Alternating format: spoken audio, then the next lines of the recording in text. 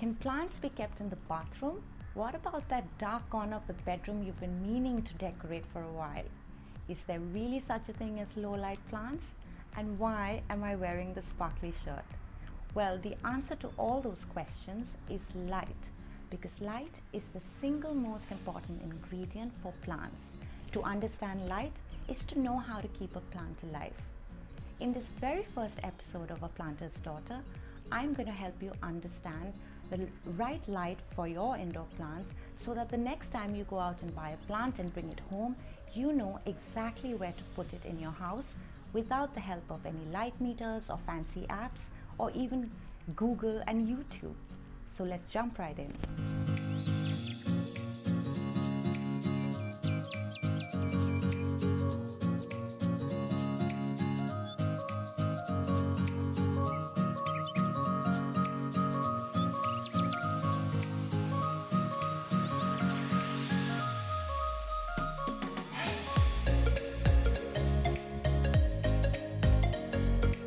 Hi, I'm Trisha, a writer and a gardener, and welcome to my channel.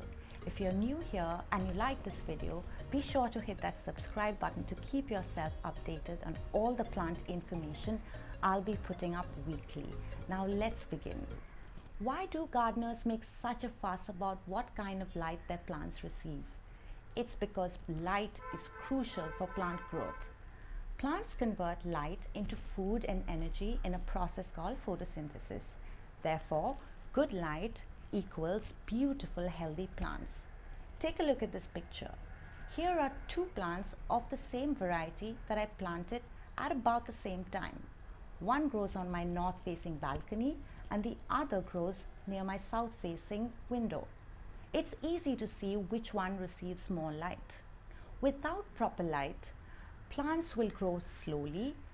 They'll lose their variegation, i.e. their coloring, and in the worst case scenario, they'll simply wither away.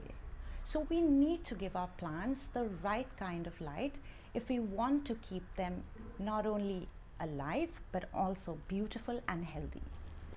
Now let's leave our homes for a minute and go into the wild to better understand the kind of light plants receive in their natural settings.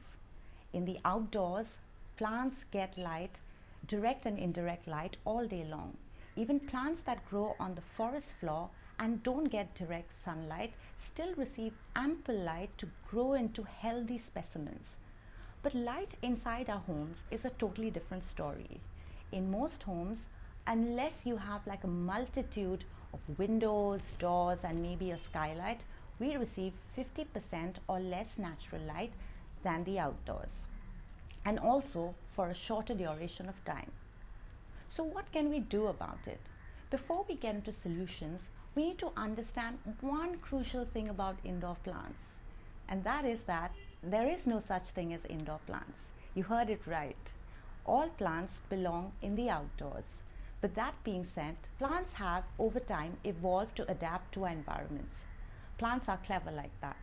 But I'd also like us to understand the nature of the plants we grow in our homes.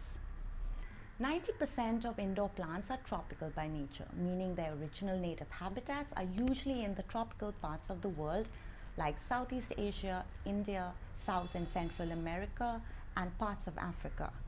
Why are most indoor plants of a tropical nature? It's because tropical plants are mostly understory plants like we discussed, meaning they mostly grow in thick jungles and in the shade of larger trees.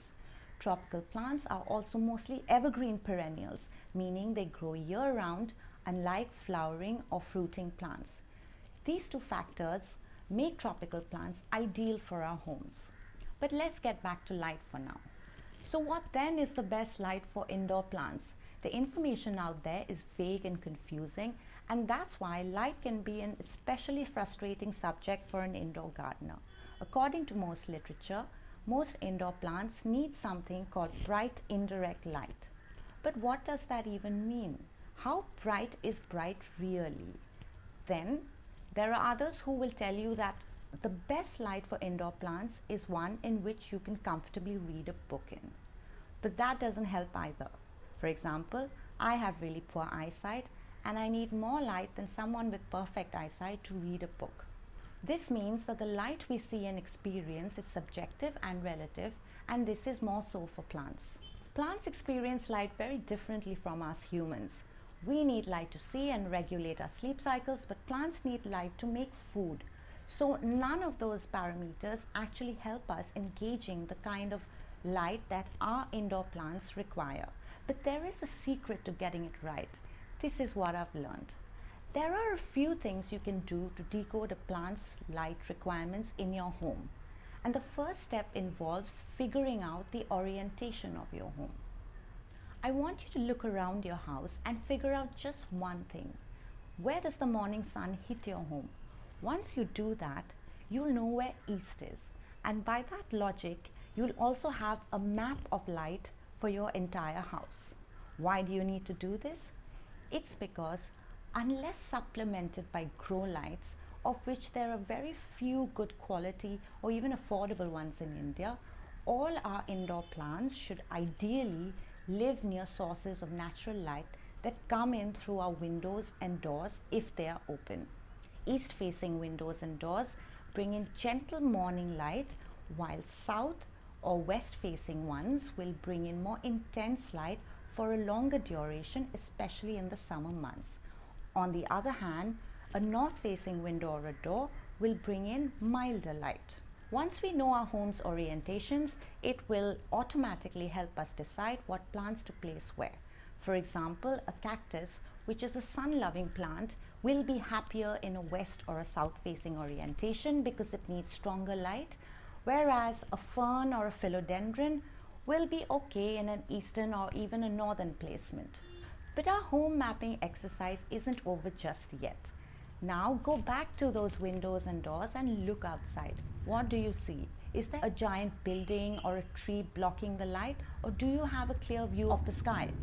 You may have a huge east-facing window, but if there is something blocking that light, that area of your home will receive a weaker parcel of light.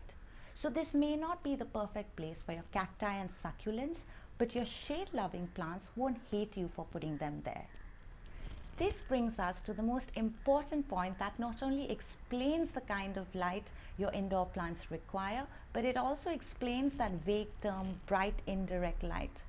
The truth is that indoor plants don't necessarily need direct sun, that is sunlight that falls directly on the plants. But what they do need is a good view of the sky. In fact, most of our plants don't like sunbathing for long hours or even baking in the hot afternoon sun. However, they also hate shady, poorly lit corners of our home. What indoor plants do like is a good, clear view of the sky. Which brings us to a third point, and that is that all house plants should see some sky. Most of our indoor plants will thrive if they have a direct and unobstructed line of vision to some sky. This kind of light is perfect for an indoor plant to synthesize and produce the sugars necessary for its growth. And this kind of light is also what most experts mean by the term bright indirect light. So when you are figuring out where to place your plants at home, I want you to really go down to your plant's level. Yes, right down on that floor and ask yourself, can this plant see some sky? Not just an inch. Your plants want a good view of the sky, not a peep show. You know why concert tickets behind seats and obstructions are the cheapest? It's because they give us a partial view of the stage and what's happening there, and also a crick in the neck. You don't want that for your plants. So give your plants the best seats for the light show in your home, and they'll reward you with their prettiest, brightest, most beautiful leaves. But there is another thing we should keep in mind when it comes to our indoor plants. It's that different varieties need different light intensities. Think about it like this. I'm a 9-inch pizza girl, but I know many people for whom only a 12-inch pizza makes the cut. It's the same for plants. And that is why we have this term low light plants. But the term is problematic because all plants need light to survive. It's just that some plants are a little less fussy about how much light they get. I also find that when people hear the words low light, it gives them a false sense of security, and they end up putting their plants in these dark corners of their home because, hey, it's a low light plant, right? Yes, some plants will live in low light areas, but they won't do their best. So unless you have some light source in your bathroom, I'd avoid keeping a plant there. As a rule of thumb, remember that plants with bright colors need more light. If you put a plant like a croton in a shady spot, you will find that in time it will gradually lose its variegation. This happens because variegated plants need more light to produce those beautiful pigments. This is why brightly colored plants need to be as close to natural light sources as possible, while those with darker green foliage like these guys don't need it. But what do you do if your home isn't kitted out with enough windows and doors to bring in natural light? One way to get around this problem is to paint your walls white or a lighter color, because light colors reflect more light. Another neat trick is to place mirrors near your light sources so that the light can bounce off these surfaces and travel further into your house. That is also why I'm wearing this sparkly shirt. The sequins on this shirt reflect the light back on my face, giving me that perfect glow that skincare addicts die for. If you still want to keep a plant in a low light area and keep it alive, the best solution is to get two of the same variety and rotate them. You move one to a brighter lit area while you keep the other one in the low light area, and then switch them around every 2 weeks. You don't even need two plants. Just move your plant to a bright area every 2 weeks and keep it there for another two. That's simple, right? To sum up, here are 5 things to keep in mind when it comes to light for your indoor plants. Number 1, map out your home to understand which areas receive what kind of light. Number 2, put your plants in areas of your home that receive a good clear view of the sky. Number 3, brightly colored plants need to be closer to light sources. Number 4, use white paint and mirrors to amplify indoor light. Number 5, move plants from a low light area to a brighter area every 2 weeks so that they get some light to grow. So that's it from me today. I hope you liked this video and it's helped you really understand the light requirements for your indoor plants. If you like this video, please give it a thumbs up and hit that subscribe button to follow me for more plant stories and guides. You can also find me on Instagram on my handle here. If you have some tips on plant care you'd like to share, do leave it in the comment below and we can get a conversation started. Cheers!